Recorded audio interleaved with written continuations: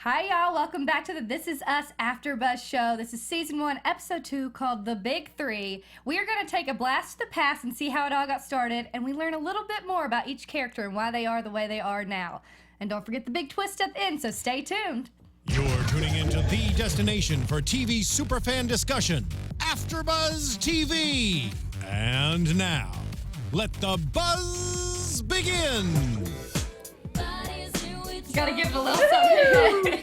We're taking it back. Girl back. Old school Mandy Moore. We're loving Candy from Mandy. Welcome to This Is Us. We are so excited. What a great episode. I'm one of your hosts, Whitney Lane. You can keep up with me and all about this show on @Southern_Wit on Twitter. Hi guys, I'm JJ Jurgens, and you can follow me at JJ Jurgens. Hey guys, thanks for watching. My name is Amber Plaster, and you guys can tweet at me at Amber Plaster, and I'm at AmberPlaster22 on YouTube.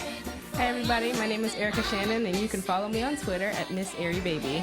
Yeah. Oh, y'all. I was gonna say, and welcome JJ. Thanks guys! Yes, excited to have a full panel. I'm so excited to be able to join this one, so thank you guys for having me. Yes. Very excited to get the call for this. So excited. Let's dig in, because with this music, I don't even know. We gotta take it back. Man, that stash Dane Jack had. Let's just get started. Good stuff. You see, like, I love how they put, and this is what's so fun, is when you go back and you look at articles on it and how they, like, give you little hints at the time period, which I missed the first episode. Oh, totally. Yeah. And then you see, like, their crock pot in this one and, like, the random juices that they're giving the kids. So now they're going Man. straight into it to like, yes, we're in the past We now. are in the past. We've got a serious stash, and they got real. The props department went all out. I love it. I mean, my favorite treat when I was a little kid was like cereal, like just that junk cereal, like the Captain Crunch and the cinnamon sugar toast, whatever. Lucky Charms. And like seeing all of those like high fructose like cereals that like I grew up with, I was just like, like I love it. Just like made my brain so happy to see those again. So like it was kind of cool to really travel back Not to gonna that. lie, I still eat those. Dude, In my pantry right now. oh man, I it will made me want say, some. if one day I'm just like, gosh, I'm just trying to binge eat some cereal right now, I do go for the Lucky Charms Cinnamon Toast Crunch and like you? take it back to like Literally third grade. the two things in my pantry right I now. love it. Well, we kind of see that now. We see the kids at 8 years old, so it's kind of interesting. We're starting to get that character development now, and we see kind of why they act the way they do as the adults that we see. So it's very cool. So why don't we talk about each one of them? Maybe start with Kate, because she kind of has a storyline that's very obvious at this point. She was already struggling with her weight at 8 years old. Her mom telling her to eat fruit only, that sort of thing. What do you guys think? I thought it was interesting because her mom is so nice and understanding, and typically when you see a child be really that worried about weight, that the mom is kind of overbearing and kind of like, you need to work out, like she wasn't like that. She actually kind of reminds me of my grandma, who is stunning and so thin, but like as a child she was overweight, and I don't think that ever really went away. With her parents being like, everyone gets to have seconds, well, your brothers get to have seconds and you don't. Just like little things like that that like kind of messed her up for like a long time. And now she's thin, kind of like that girl at the meeting. But like in her mind, she's like, oh, well, I have to count my calories, and I have to, and I'm like, like, Grandma, you're stunning, like whatever. And she's like, no, but I won't be if I don't watch everything that I eat. And like, it just, after like a few years, maybe it's the formative years, I don't know. But like seeing like young Kate be like 8 years old and already be like, okay, I ate all the fruit today. Like I was like, oh no, my heart. It is sad, but you see, like, obviously it has to be something genetic for her as well, though, because her mom is trying to give her like healthy ways of being. Like, she's saying, let's do this together, we'll be healthy together. So it's not in a way that's making her think that something's wrong, but I'm sure always getting something different from her brothers, which has to be hard when guys lose weight like that. And growing up with that has to be difficult. Because you don't see her necessarily being made fun of for any reason at that age, but you see her constantly thinking about that, which is stuck with her, obviously, till she's 36, and always, literally every moment of her day, thinking about what she should be eating or counting calories or will this dress fit. It's really like it's a hard struggle for her. I thought it was really honest too that she admitted that to Toby, who I'm in love with. I'm in love with Toby. I'm He's sorry. the Every greatest. single girl in this room and out there deserves a Toby. That's all Oh I my have to say. gosh. I'm like, give me a Toby already. So perfect. He like hears her when it's vulnerable, and he hears her and he listens and he responds, but he can also make it light for her, and like, I don't know, he is all there and he is into her, and I love this relationship so much. He is definitely like one of my favorite characters. He just, every single line he has is hilarious. You can't even write them all down. Exactly. And he's just, yeah, I agree. Like exactly what you said. He's always there for her, but also doesn't let her like really get away with the pity party either, you know? Like he has a good line of like knowing when to pull her back from that, or like distract her, or and I loved like I love tonight when he's like, slipped in sex casually, like he's so good. I feel like he's better much. at guiding her than her brother Kevin is, even, because she goes to Kevin for help a lot, and Kevin loves her.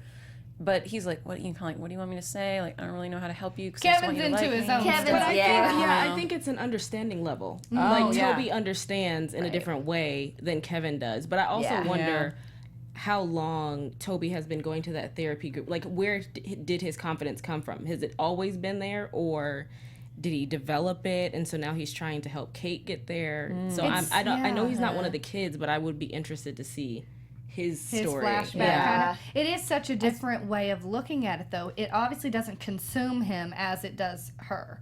And he can find a way to, like, he's going to try, he's going to try to, like, lose the weight or whatever, but it's not something that is all-consuming in his life. Yeah. And that's why he can joke about it and find a balance and say, let's go have fun and not worry about this for a second, which she needs. So he's kind of the perfect balance right now. And she did it, and it was great. She was having a good time. An hour later, and it's back to it. So I don't know how, I don't even know. This is her whole life. I think it was important for her to see that she could get out of the house and dance, and kind of when that moment when everyone was looking at them, I was like, but are they looking at them because they're being the uncool kids in the super, like, I'm cooler than you LA party dancing?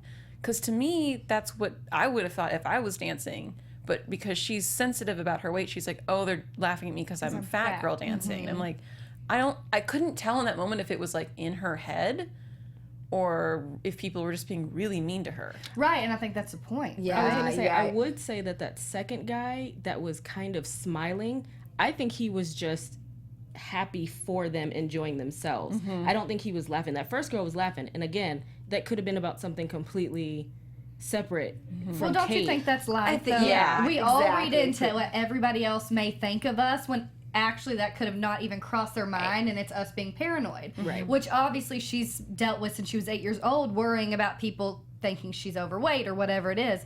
So very much I think it was put there so we think it's in her head. And again, it's this, you can look at it from every angle too. Is also could be those girls have their insecurities. They're looking all like your beautiful LA girls who are then too like scared to go out there and dance, and to like they're too insecure, they're too everybody has something. I thought what was gonna make me sad in that moment though was I didn't like how she had started to they put the camera on his shoes and him dancing and her focus on him, and I thought at that time she was gonna choose to run from him and just be like, never mind, this isn't right for me, you're not right for me. I thought she was gonna push him away because she looked critical of what he was doing and thinking that, oh no, like everyone is laughing at us. And so I was glad that didn't happen.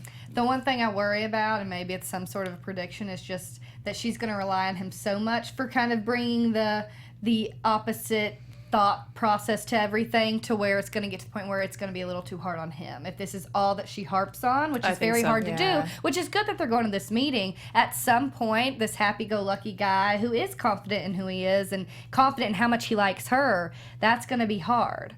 Because this is going to be something that she focuses on constantly, compulsively, that it may push him away in the future. I'm going to That's a hard thing. I'll take a positive angle on that.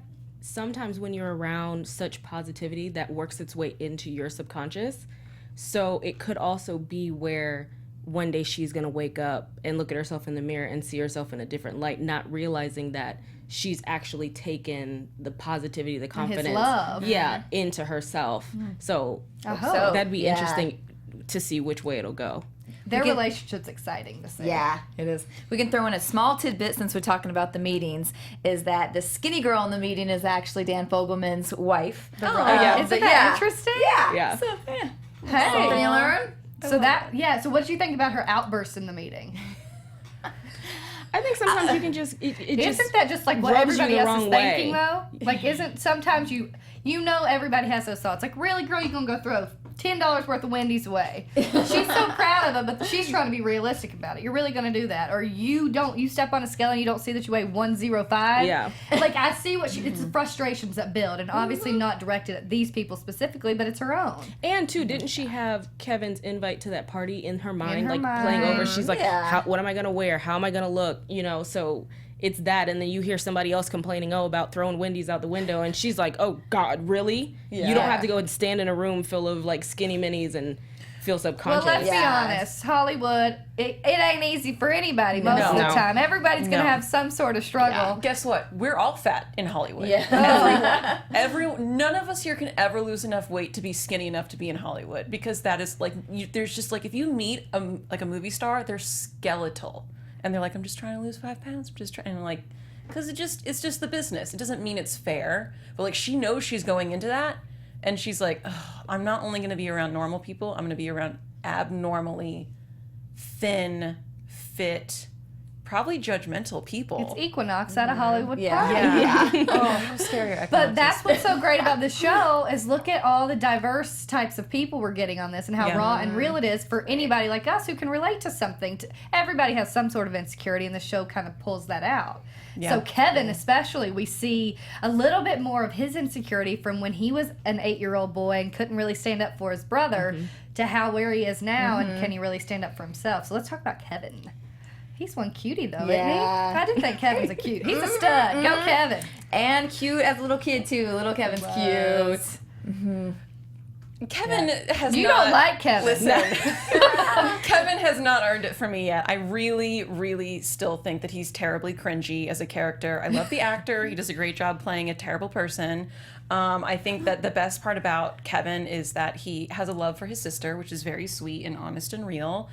Doesn't really seem to take care of his brother, but I think there's something there, and I think he feels bad about that, and I think that he's coming into his own. Although he's in his late 30s, it's a little bit late to start taking care of your brother. So again, I don't really like Kevin still. I don't like, darn, I'm gonna have to go back to my show and make my other $2 million. Like, this is what's take another. I'm gonna take another side on this one. Probably going to be on the same side on this one. Yeah, because I don't dislike him. And first of all, yes, I don't either. I love him, and granted, I do work on The Young and the Restless, so I loved him on The Young and the Restless and work with him, so I'm a little biased. But no, I don't hate his character. I did not like the way he treated his brother in this episode and learning those kinds of things. As a young kid, right? Yeah, as a kid. But as an actor standing up for himself, I actually applauded what he did in that moment last episode, and I thought, there's a lot of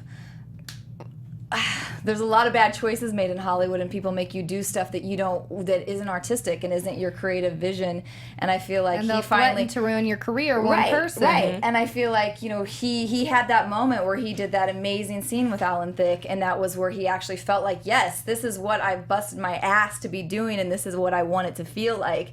And these are the kind of moments I want to have, but they're making me be a dumbass and take my shirt off all the time and have a baby sucking my boobie, like, I get it, like, that was the worst thing to watch. You're like, what are you doing? Yeah, so I know, so I kind of understood the fit of just like having it enough, like, this isn't what I've been training and working hard for, and now just let me go, like, you don't even have to pay me the rest of my contract, let me go, you be you do what you want, and let me be I'll get out of it, let me do my thing. I think that's fair, and I think that's standing up for what he wants. I just my opinion. We're No, please. We want disagreement. We want different opinions. For me, I think that if he needs to be that artistic, then go do 99 Cent Theater that pays nothing in Pasadena on the weekends, and don't care about your show. Like, he's being ungrateful. Well, that seems like where he's going to go. By the end, he's saying, I'm going to move to New York and work in theater. So it might go in that direction. I want to take it back for a second, because I want to take it back to him as a little kid, and they're calling Randall Webster, and he obviously, his mom's trying to say, you got to watch out for your brother. And trying to instill those values of, like, family's important, stand up to people, don't let people walk all over you, be a leader, not a follower. You can see he wasn't able to do that. You hear him on the phone tonight with Randall say specifically, of course I care what everyone thinks. You know that. So here we go again. That gutted me. Yeah. But this is the whole point. He's always been that way. What I think is great to see, he doesn't care what people think of his sister when he brings her around everywhere. Right. Yeah. Not at all is he ashamed or embarrassed of that, which he shouldn't be. That's love. Yeah. He's a genuinely loving human, but he's selfish too. You can see he's selfish, at least in his relationship with Randall. He hasn't called him. He talks to his sister. He doesn't really talk to his brother. But I think that's because of the guilt he feels from how he treated him growing up. Yeah. I also have to say, you know, I have a lot of brothers, and they don't talk to each other, but they'll talk to me. Because I think it's maybe a feminine guy energy thing. Yeah, Guys are not super, in my experience, guys are not great at keeping up with the men that they love in their life. Maybe because they're not taught to. I don't know. Totally agree with you. That my family has that Yeah. too. The one thing I'm impressed with Kevin for is that he did stand up for himself with a guy who was threatening to ruin his career and knock him off not let anybody care about him at all anymore. And it's like, if that's how he feels and he's really trying to figure out who he is and what matters to him, which everyone should do without being afraid or scared to kind of follow that, he did it. And that's huge. I mean, That's huge. Mr. Manning, Brad Garrett. I mean, the love head it. of the network, so that's like a Les Moonves, or somebody. So standing up to somebody like that, it takes. And who was his agent? Was he at CAA? You think he was at CAA in Culver when he was at his meeting? When he was As at Brian. Yeah, for sure. He went Top to that agency. star, 100%. So funny. I Such love a how they good pull scene. that in. So we've got Hollywood and we've got Philadelphia, right? Or Pittsburgh. They're in different Also, cities. can we please have Katey Sagal on Yeah. as like the best Yeah. ball busting agent of all time? Like I enjoy her in everything, but like seeing her, I was like, Yeah. oh, Yeah. she's gonna rip him a new one. It was so good. It was just fun She to was see. I was like- excited to see her on. Yeah. I don't know. That was just so good in general. But now we're finally seeing like all these things that happen to you when you're a kid and how it carries with you, and you have to figure out ways to handle that. And I think that's what they're both trying to do. They have people that are coming into their lives like Toby who could help Kate, and then he's going to make a decision for himself to say, you know what, forget it. I'm moving. I'm going to start over and figure it out. Just connecting the three of them, though, I do like this perceived perfection is not always what it looks like. More so for Randall and Kevin. Like, we can look from the outside in at an actor's life and be like, oh, you have the car, you have the house, you have the notoriety, whatever. And he's sitting there like, I don't want Unhappy. this. I want something else. And the same with Randall. It's jumping ahead a little bit, sorry. Well, let's get to Randall. We'll go ahead and start talking about it. Might as well. When Rebecca's talking to him and is basically saying, or she says to him, promise me you'll always be good. I think that stuck with him. And that's why when Kevin calls him, knowing how Kevin has treated him, he's still able to be like, okay, deep breath, let's go through is. it, because that's who he is and that's what stuck with him. And he sees this woman saved my life. My dad, William, got rid of me and put me in a fire department, and then this woman came and took me in. So he's going to listen to what she says, and it's going to affect him and impact him that way. Just like anyone at that age, when someone, like respecting authority or whatever it is that molds you, like nature versus nurture, but it does affect you and it impacts you forever. So, little Randall, you could tell he was a smart one. You could tell he was witty when he came back at his mom with the same thing she had just said. Like, I love the little dude. And how sad it must be to be like, I want my brother on my side, and to constantly feel like he's not measuring up to something that's good enough for his brother, Gutted. One thing I'm loving about the show too is just all the like little subtle moments that just speak so much. It's like you were talking about in that moment when they had that conversation. He sets the phone out like he's like, jeez, like he Like, here we go knows. again. Yeah, here we go This again. selfish He brother wants of something mine. from me. His life is now he's having problems. Meanwhile, I have my dad. He's in his house trying to talk to his kids about cocaine. Like, he's got his own things going on, but he knows nothing about anything in his life. And he doesn't But just- ask. And he doesn't No, ask. he doesn't ask. But just that simple moment of, and then he goes back, and it's like, I don't know. They're just so real and just so. It'll be like, so yeah. interesting to see as they grow up and how they get to high school and what that relationship's like then. Because they're obviously going in very different directions. But let's talk about Randall and his family, because Beth is like killing it. Yeah. She is a good wife. We love her. There for So her good. husband. Yeah. I love it. Someone I love commented, it. I need me a ride or Yeah. die chick like Randall's like, Nice preach. comment, East Blue Drew. We see you. We love that. We also have, we have a We few were, people like, in the praising comments, her. and one of them did say earlier that I did want to address that Toby needs his own spin-off show, and I would have it. I'd watch it. Yes. I would Me say It needs to be a comedy. I was just going to say, that's what he'll Yeah. say before every commercial break. Yeah. I love it because he's making fun of the fact that they're at this. He's just great. He's He's like, like, yeah. you have to take me. You don't have a choice. I love it. I love it. Real peacock. It's Is the hat too much? No, the hat makes it. Yes, the hat makes it, Randall. Don't dull yourself for cool people. Oh, he wasn't going to. That was a funny thing. He's So awesome. let's talk about Randall, and his kids are the cutest.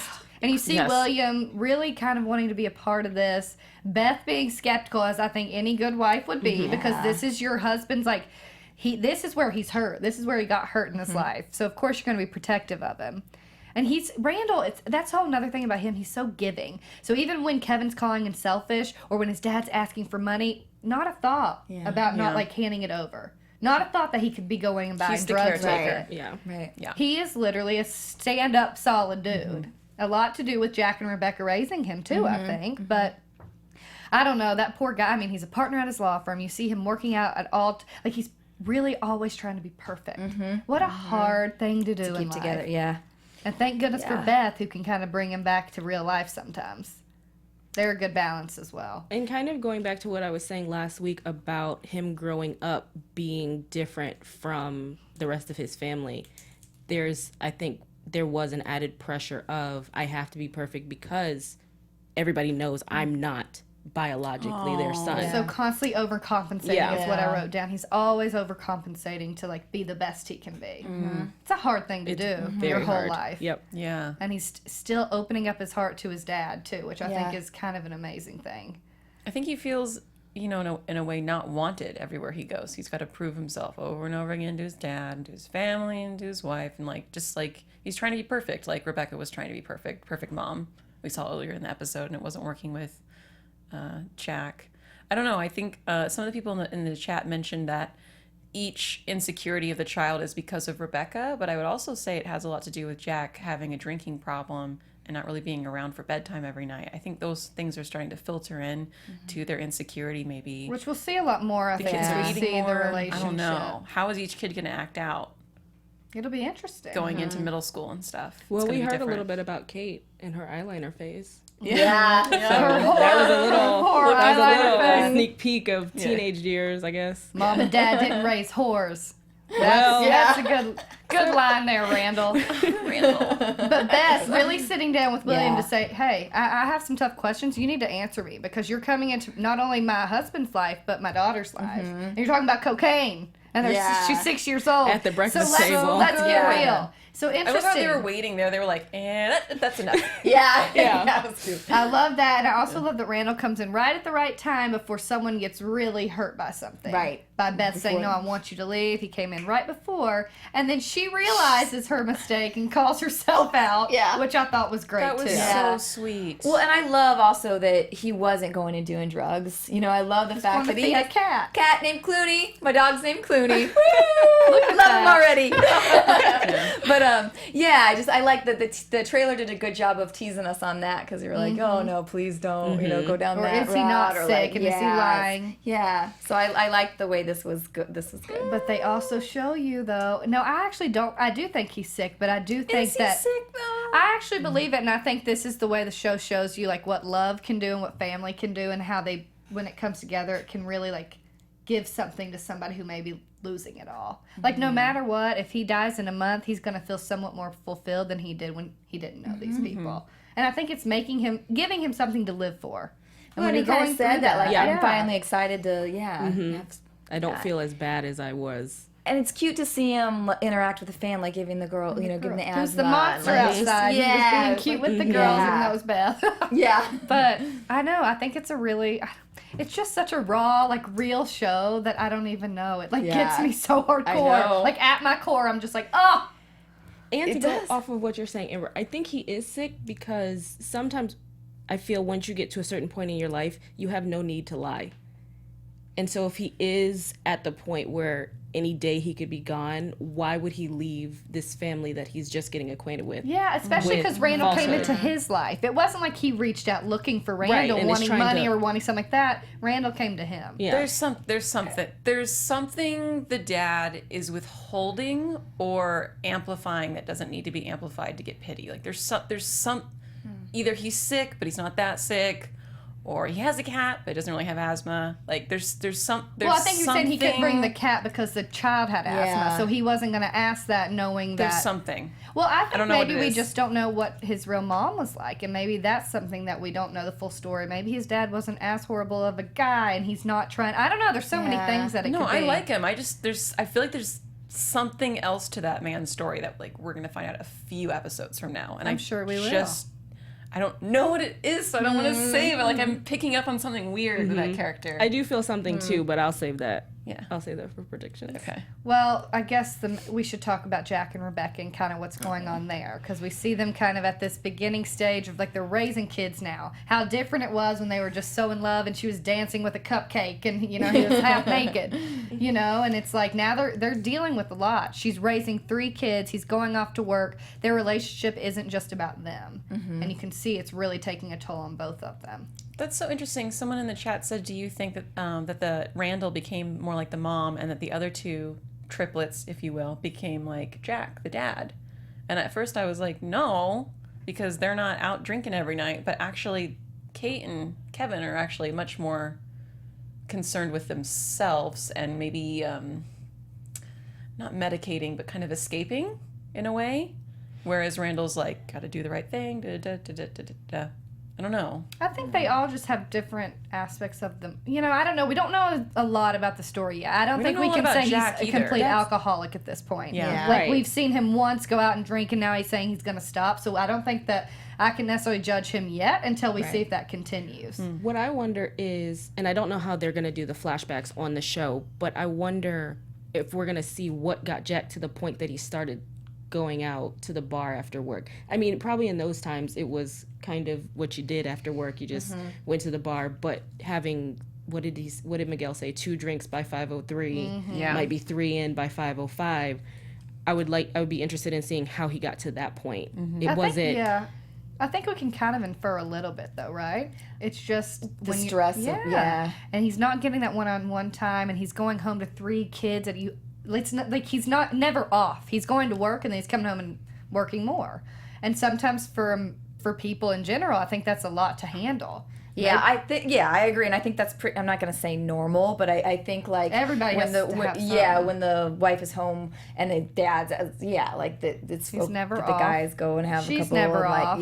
Then she's stressed because she's at home doing everything, and then by the time he's stressed because he's been working all day. I think and it's has like to come real life home stuff. And real life, and they have to be. As she mentioned, we need to be a team. I need you to be a 10 here. And I feel like it was kind of just like a gradual thing, like she said. Like maybe he would just have 1 drink at first, but then the hours started getting. It's like, let me keep drinking. I don't want to go home yet. Yeah. But have you guys ever? I don't know if this is personal or not, but have you guys ever dated anyone who like apologized with gifts?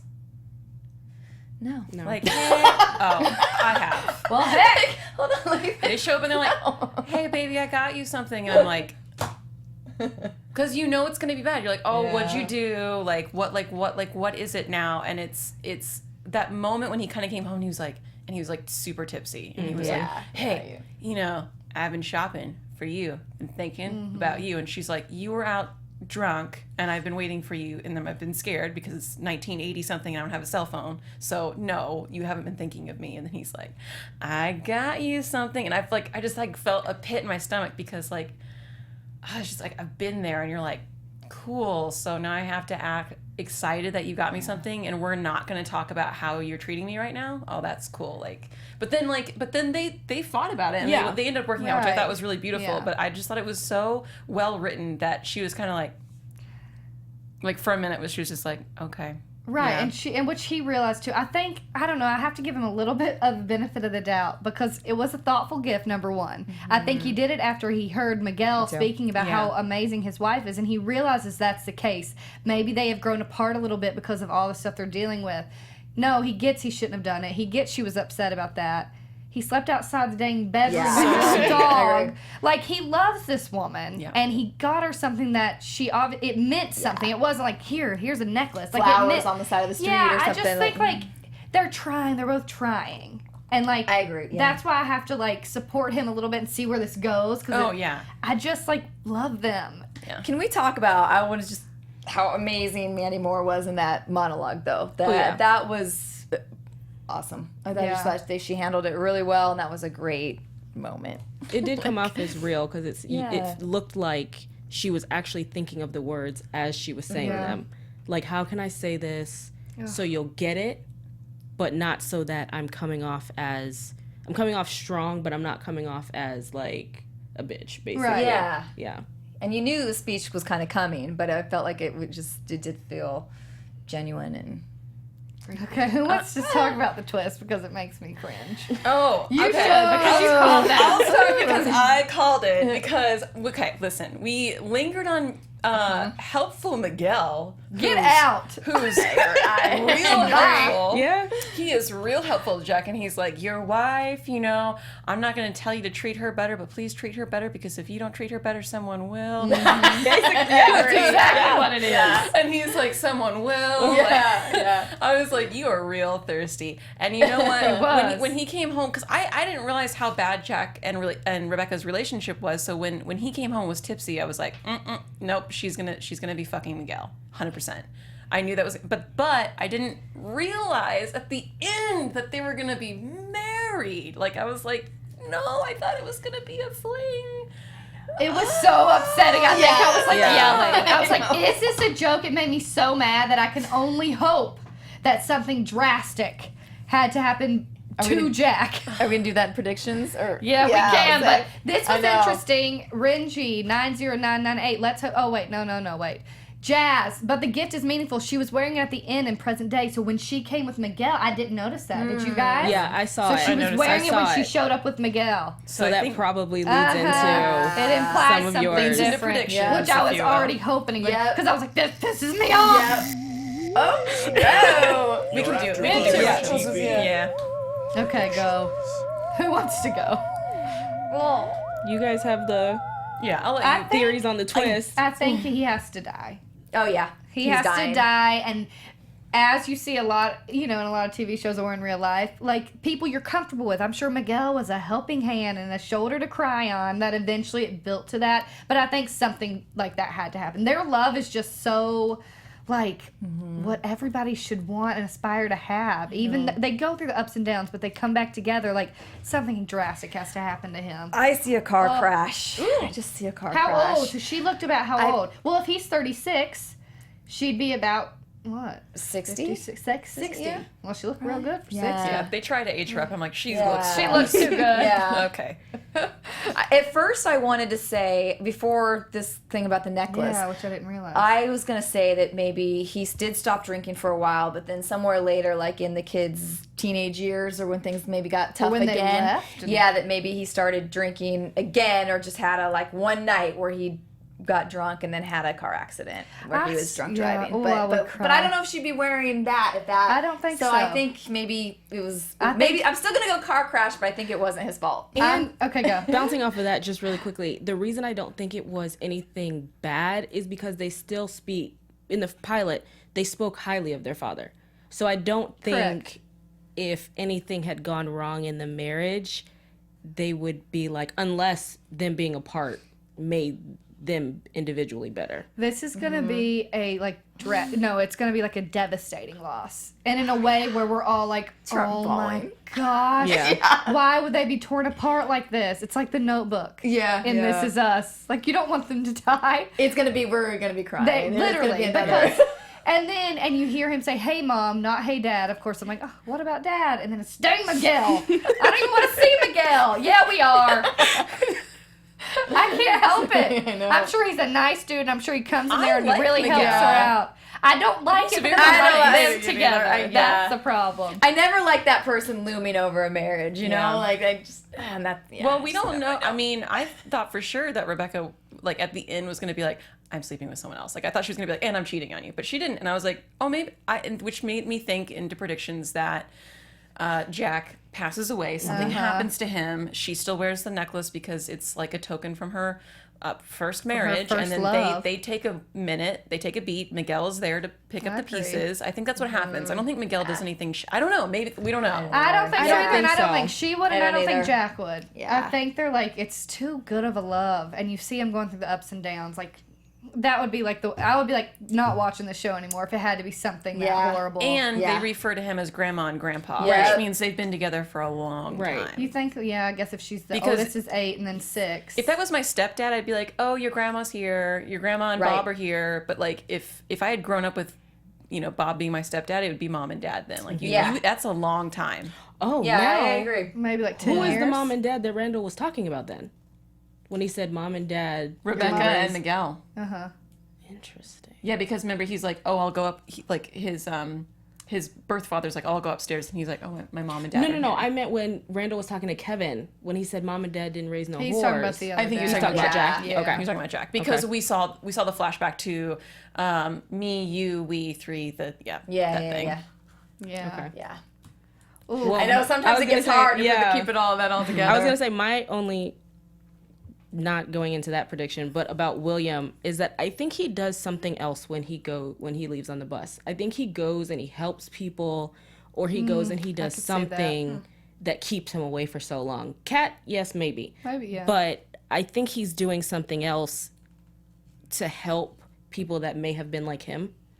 And again, because he's not trying to brag or show out in any kind of way, he's just doing it because he needs to do that before he goes. So wait, I like that. Can we that makes sense. I want to do one little thing though. So we've got some in LA, we've got Kevin moving to New York. Randall's base is at Pittsburgh, and then he said he was getting on a bus to Philadelphia. What did he say? Or was he did say he was going to Philadelphia. Is that where it was? Okay, so they're based in Pittsburgh. Okay. I'm just trying to I know, New York City. It is. Well, unless he was going to Pittsburgh from New York City. Because Pittsburgh is a huge part of it because they're doing stuff like about Steelers and stuff like that. I read that's true. in the news. So, should we get to some news and gossip? Yeah. Okay, might as well. But I did read that the Steelers are going to be a huge part of it because the writer is a huge Steelers fan. Grew up there for a little bit before he moved to New Jersey, so it's like a place he feels his home, which is where they're based. Oh, interesting. So, very interesting, right? He's in a very big skyscraper for Pennsylvania. I know, All right? So Pittsburgh. Okay. Also, you guys, this debuted with 10 million viewers. And it was the biggest debut for the top 4 networks for 18 to 49 in years. Or since Supergirl. So kind of amazing. Yeah. People are loving it, obviously. The way it's relating to all of us. I mean, heck, we love it. You had some news and gossip too, didn't you? Yes, This Is Us was picked up. Well, they got a full order for their season. They're now at 18 episodes. So we'll be here a little bit longer. Yeah, we will. We're going to keep on talking, that's for sure. Anything else, That's y'all? exciting. No, I'm just excited to hear that it got picked up because it just shows, the audience that's listening and watching that we're craving original, well-written content, and we're getting rewarded for that. All of us, all of y'all, we love hearing it. Yeah. So let's keep the convo going until next week because we know we're going to have a lot more to say. Where can they keep up the convo with y'all? Alrighty, guys. Keep the conversation going with me, Erica Shannon, at Miss Airy Baby on Twitter. Thanks so much for watching, guys. You guys can tweet me at Amber Plaster, and you guys can respond to me on the comments on YouTube at AmberPlaster22. And you can reach me at JJ Jurgens on Twitter, jj.jurgens on Instagram. And y'all can follow me at Southern_Wit on Twitter and Instagram. Can't wait till next week. Have a good one. Guys. Bye. From executive producers Maria Menounos, Kevin Undergaro, Phil Svitek, and the entire AfterBuzz TV staff, we would like to thank you for listening to the AfterBuzz TV network. To watch or listen to other after shows and post comments or questions, be sure to visit AfterBuzzTV.com. I'm Sir Richard Wentworth, and this has been a presentation of AfterBuzz TV. Buzz you later. The views expressed herein are those of the hosts only and do not necessarily reflect the views of AfterBuzz TV or its owners or principals.